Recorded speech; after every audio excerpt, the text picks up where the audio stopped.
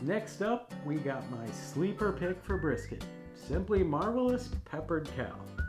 Now this one lands a little differently from the other ones in our list.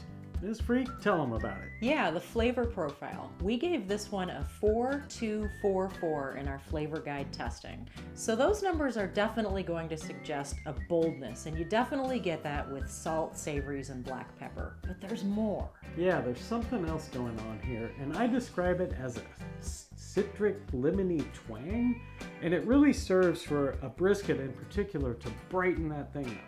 Now this isn't the only rub I would put on. We recommend you put this on as a light layer on top. Maybe even hold off till you wrap it and just shake a little on right before you seal up that foil. But what that's going to do is just bring out the special quality that you're not going to find in most other rubs. Yeah, there's a beautiful range of textures in this blend. The color is really lovely with lots of visible pepper chunks. I've already talked about it being great on brisket and all kinds of beef. What else would you put this on, Mr. Freak? Oh, for sure, any whitefish, but especially Chilean sea bass, just out of this world. That's all you need on that stuff. I think it's great on pork. I think it's great on chicken. Veggies. You forgot the veggies. Yeah, cauliflower, wake those suckers up. Peppered Cow by Simply Marvelous.